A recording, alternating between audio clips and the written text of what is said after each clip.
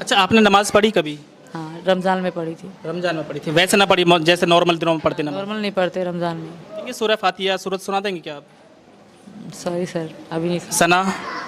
नहीं मुस्लिम धर्म का कोई भी कलमा एक आप सुना दूँ।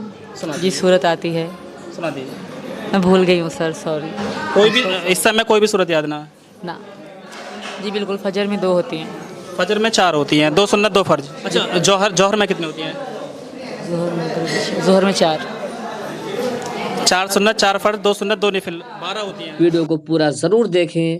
अगर आपने अभी तक वीडियो को लाइक नहीं किया है तो वीडियो को लाइक करके चैनल को सब्सक्राइब ज़रूर कर लें। दोस्तों, एक बार फिर आपका स्वागत है हमारे चैनल पर। मैं इस समय रबूपुरा कस्बे में हूँ और सीमा हैदर के पास हूँ।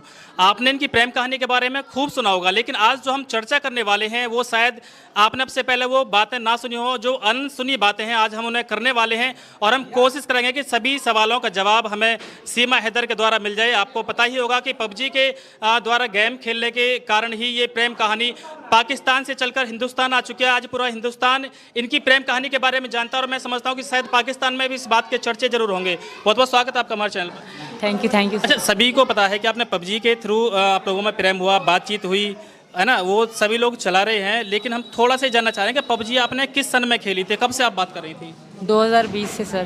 2020 से? जी सर। 2020 से कब तक पबजी खेली आपने लगभग? इस पहली तक।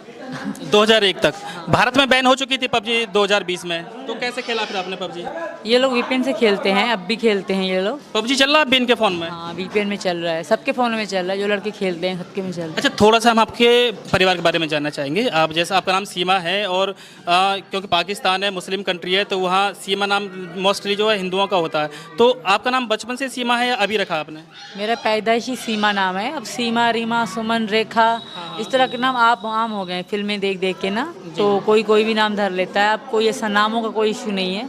जो ज़्यादा मौलाना टाइप बंदे होते हैं, जो सब बिल्कुल ही मुस्लिम होते हैं, बिल्कुल मौलाना मुल्ला वल्ला के, तो वो लोग अलग नाम मरियम, फातिमा इस तरह रखते हैं, बाकी नॉर्मल चल रहा है। अच्छा, आपको भारत में आकर कैसा महसूस हो रहा है? बहुत अच्छा लग रहा है सर। अच्छा, थोड़ा सा हमें बैकग्राउंड वहाँ का बताएं पाकिस्तान का। पाकिस्तान की जो महिलाएं हैं, जो मुस्लिम महिलाएं हैं, वो ऐसी फ्री जैसे भारत में फ्री आप महसूस कर रहे हो, ऐसे ही फ्री हैं या ना? ना, वहाँ के लोग इतनी फ्रीडम बिल्कुल भी नहीं है लड़कियों को, औरतों को।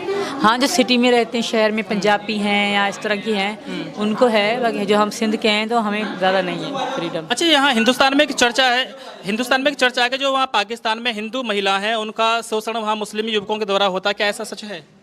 आपने कभी सुना है ऐसा वहाँ पर? पहली बात तो हिंदू बहुत कम देखे हैं मैंने।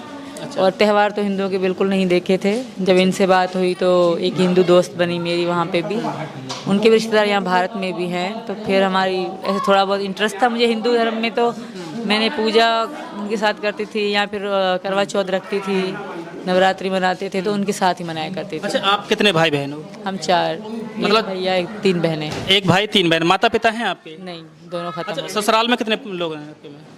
मैं बस मैं अपने पति को ही जानती थी। एक ससुर है और उसका 2 पत्नियां हैं, एक पत्नी में से एक बेटी है, दूसरी में से एक लड़का है। अच्छा, आपने नमाज पढ़ी कभी?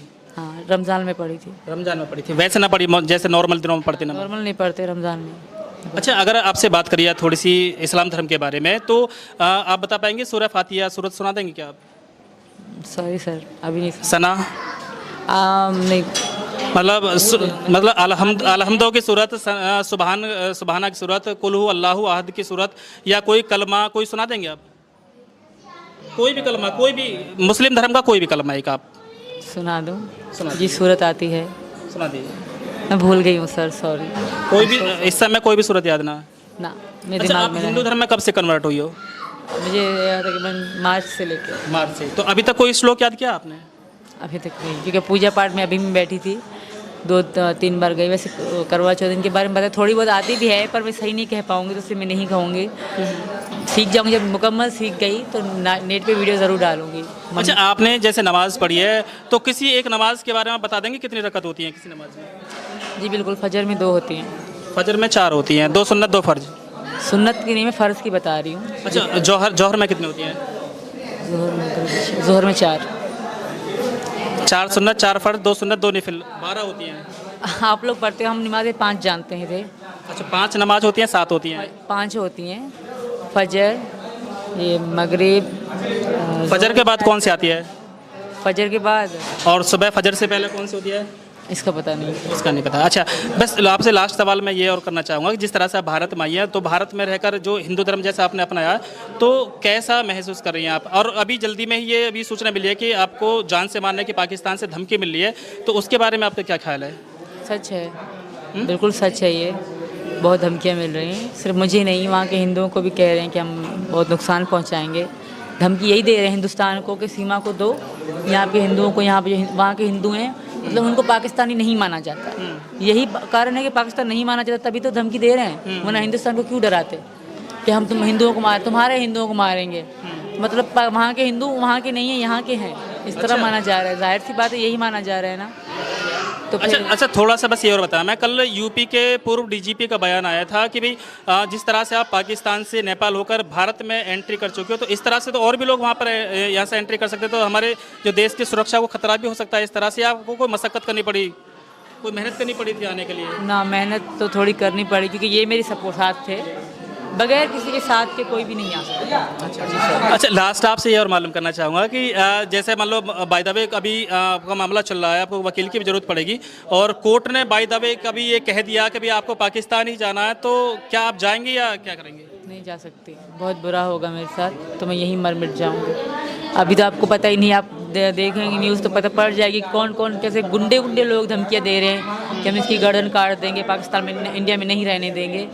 तो अब सोचिए मेरा क्या होगा। तो दोस्तों, ये थी सीमा हैदर जो पाकिस्तान से चलकर भारत आई है, और इन्होंने जो अपनी जो बात है बताई है, उनके बारे में आपको मैंने बताने की कोशिश किया। लेकिन आपको मैं बता दूं कि आपने इस इंटरव्यू में सुना होगा कि सीमा हैदर का नाम बचपन से ही सीमा है, और सीमा हैदर को इस्लाम धर्म के ABCD के बारे में भी कोई जानकारी नहीं है।